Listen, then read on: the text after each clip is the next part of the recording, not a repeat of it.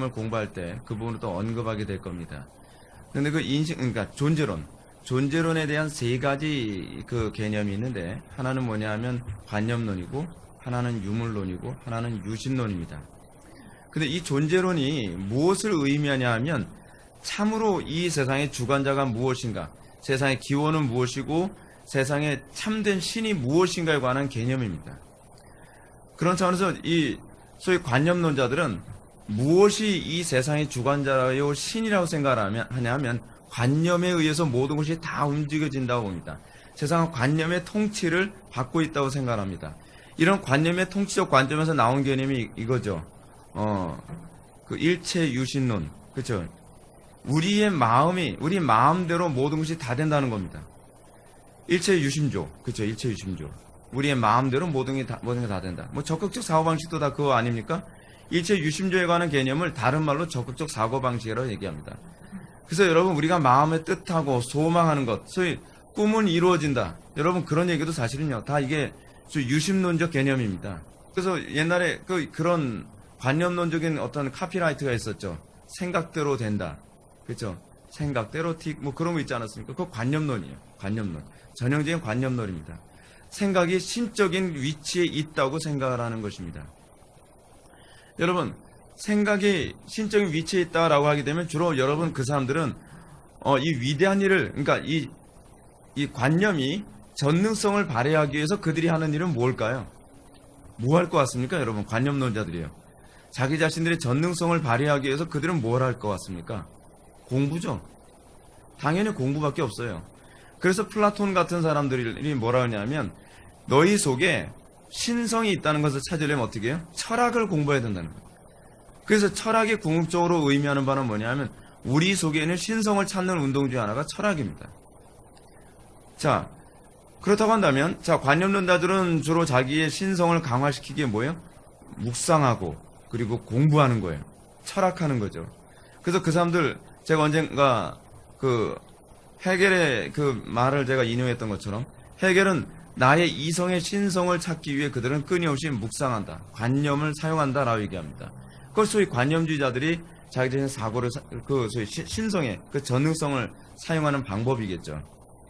그렇다면, 유물론자들은 뭘 할까요? 유물론자들은 여러분 어떤 식으로 그 전능성을 드러내려고 할까요? 그 신성, 소위 물질이 신이다라고 하는 걸 뭐로 드러낼까요? 그럼 구조예요. 구조를 바꾸면 된다는 거예요. 환경을 바꾸면 된다는 거예요. 그래서 그 사람들이 주로 하는 말이 있습니다. 존재가 의식을 규정한다. 존재가 의식을 규정한다. 관념론자들은 뭐라고 얘기해요? 의식이 존재를 규정한다라고 얘기하겠죠. 그리고 유물론자들은 존재가 의식을 규정한다라고 얘기하겠죠. 그래서 사람들은 어떤 환경에서 태어나냐에 따라서 의식이 달라진다고 봐요. 그래서 관념론자들은 인간이 원래 타락한 존재라거나 악한 존재는 아닌데, 소위 이 자본주의 사회에서 약육강식 생존 경쟁의 법칙으로 살다 보면 소위 이기심이 강화되어져서 악해질 수밖에 없다고 생각하는 거예요. 그래서 그 사람들은 뭐래요? 사람이 착해지려면 환경을 바꿔주면 된다는 거예요.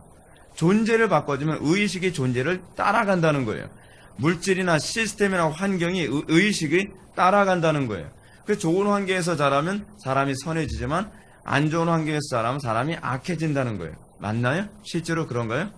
오히려 안 좋은 환경에서 자란 사람들 중에서 더 강인하고 의식이 똑바르고 그리고 다른 사람을 배려할 줄 아는 사람들이 더 많이 나오지도 않나요? 그거는 사실 성립이 되지 않습니다. 근데 문제는 뭐냐면 이 사람들은 이걸 믿어요. 소위 존재가 의식을 규정한다고 생각하니까 그 사람들은 끊임없이 존재를, 그러니까 모든 어떤 시스템을 바꾸려고 하죠. 그래서 대부분 유물론적 사고를 가지고 목회하는 사람들은 주로 뭐에 관심을 갖냐면 교회 시스템에 관심을 많이 갖습니다. 프로그램에 관심을 많이 가져요. 여러분 그런 유형의 교회 많이 봤죠. 프로그램에 치중을 많이 하는 교회. 그 교회는 맨날 새로운 프로그램이에요. 어디서 뭔가 새로운 프로그램이 있어도 프로그램 갖다 놓으라 정신이 없어요. 새로운 프로그램, 새로운 구조, 이 구조만 바꾸면 교회. 그래서 이런 유물론적 사고를 가진 사람들은 어떤 생각을 하냐면 예배당을 일단 크게 지어놓으면 사람들이 모여들게 되어 있다는 거예요. 존재가 의식을 규정하죠. 전형적인 유물론적 사고 아닙니까? 뭐 성경 가지고 목회를 한다고 하지만 전적인 유물론자입니다.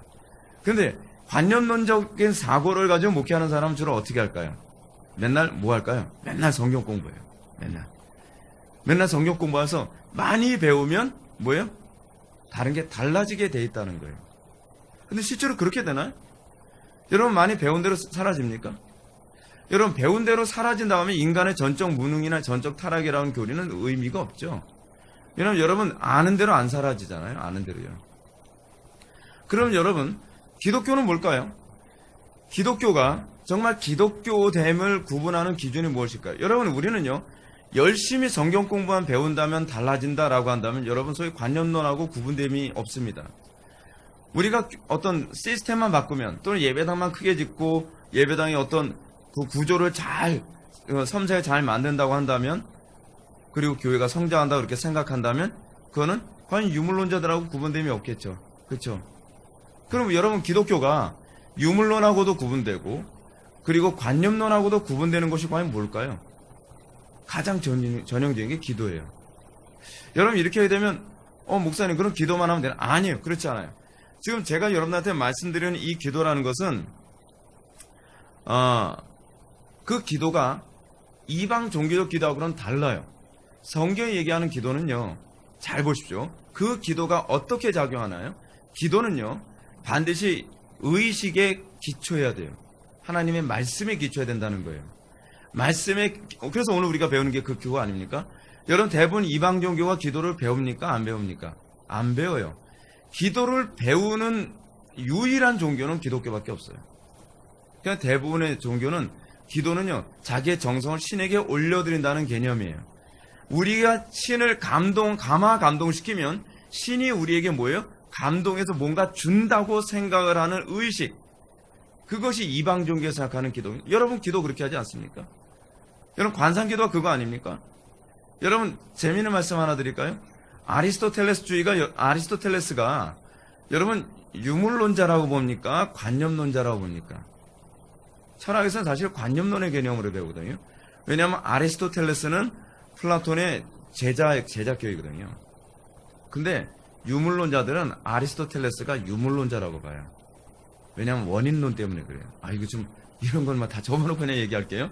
그냥 제가 쉽게 얘기해서 하면 이렇게 얘기되는 거예요. 아리스토텔레스는 어떤 사고를 가지고 있냐면 소위 로마 가톨릭에서 얘기하는 성체를 만들고, 성체가 뭡니까? 빵과 포도주 아니에요? 빵과 포도주를 이 물질이죠. 그치? 물질. 이 물질을 제대로만 형식을 잘 차리면 거기에 뭐가 들어간다고요? 거기에 예수 그리스도의 살과 피로 화해진다고 생각하죠. 그럼 뭐예요? 물질이 의식을 규정한 거죠. 그래서 그 사람들은 아리스토텔레스가 유물론자라고 봐요. 유물론자들은요. 틀리지 않아요. 제가 왜 자꾸 이렇게 어려운 철학을 제가 여러분한테 말씀드리냐면 여러분들이 신앙생활 열심히 한다고 생각을 하는데 여러분들이 종교라고 하는 이 카테고리 안에서 여러분들은요 유물론자처럼 종교생활하는 사람이 있고요. 여러분들 중에서는 관념론자로서 종교생활하는 사람이 있기 때문에 그래요. 천주교인들은 사실은 전형적인 유물론적 관점으로 종교생활을 하고 있어요. 그래서 그 사람들은 뭐예요? 소위 존재가 의식을 규정하기 때문에 그들은 어떤 태도를 하죠? 예를 들어서 주기도문을 몇백 번 외우면 소원이 성취된다고 생각을 하는 거예요. 이것 또한 존재가 의식을 규정하는 것 아닙니까? 어떤 형식이 어떤 기적을 일으킨다고 보는 거예요. 어떤 형식만 취하면 의식이 발생한다고 보는 거예요. 근데 우리 그렇게 신앙생활 하지 않습니까? 그렇지 않아요? 그래서 우리는 모든 일의 주관자가 관념이라고도 생각하지 않고 시스템이나 물질이라고 생각하지 않고 하나님이라고 믿는 거예요. 여러분 모든 것이 하나님의 뜻대로 이루어진다고 믿고 하나님의 뜻대로 이루어지도록 여러분들이 헌신하는 자라고 한다면 여러분들은 어떻게 될까요? 행동을 앞세우지 않죠. 행동을 앞세운다는 것은 뭘 얘기하는 거예요? 유물론자가 되는 거예요. 그렇죠? 또 관념만 가지고서 사람들을 교육을 시키면 세상이 바뀔 거라고 생각하면 뭐가 돼요? 그게 관념론자가 되는 것이죠. 우리는 보십시오. 우리는 그렇다고 해서 행동을 안 한다거나 우리는 관념이 없는 존재가 아니에요. 우리는 기도함으로써 하나님의 말씀에 대한 조명을 받고 그 기도함으로써 조명을 받은데 우리는 행동을 하죠. 모든 움직임의 기초가 관념이나 물질에 있는 것이 아니라 하나님께 있는 거예요. 근데 그 신앙 고백이 뭐로 나오죠? 기도로 나오는 거예요. 기도로 나오는 거예요. 저는 그래서 기도하지 않는 자가 결코 하나님께 쓰임받을 수 없다고 생각을 해요. 우리가 열심히 일을 하지만 그 열심히 일하는 것이 성령으로 하지 않으면 그거 다 죄라는 거 알고 계십니까? 믿음으로 하지 않은 것은 다 죄니라. 믿음으로 하지 않은 것은 다 죄니라라고 하는 얘기가 무슨 얘기입니까? 내가 어떤 일을 하는데 그것이 하나님의 능력을 힘입어서 하지 않고 내 힘과 내 지혜로만 하는 것이 바로 믿음으로 하지 않은 것이거든요. 내 힘과 내 지혜만을 사용하는 것이 사용하게 되면 반드시 어디로 가게 되어 있냐면 관념론으로 가거나 유물론으로 가게 되어 있어요. 여러분들이 기독교라는 종교를 가지고 있기 때문에 여러분들은 관념론이라든지 유물론에 안 빠질 거라고 생각하면 곤란해요. 여러분들이 관념론과 유물론으로부터 자유롭고 오로지 유신론이라고 하는 하나님만 바라보는 신앙이라고 하는 것을 규정하는 것은 기도밖에 없어요. 기도를 빼면요 어느 한쪽으로 기울어질 수밖에 없단 말이죠. 그래서 우리의 신앙의 선배들이 공통적으로 다 기도의 사람일 수밖에 없었던 이유는 바로 거기에 있어요. 기도하지 않으면 여러분 자기 힘으로 할 수밖에 없지 않습니까? 그러면 그거 어떻게 저 유신론자라고 얘기할 수 있죠? 그거 어떻게 하나님을 믿는 사람이라고 뭐로 입증을 하죠? 우리 이게 굉장히 심각한 문제란 말이에요.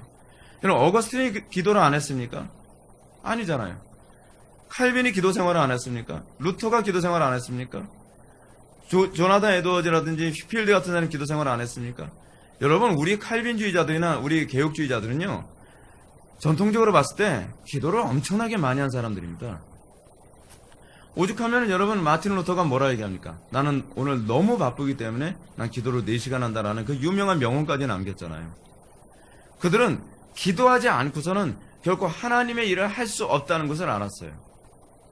기도하지 않고서는 정말 그리스도인으로서의 모습이 나올 수 없다는 걸 알았어요.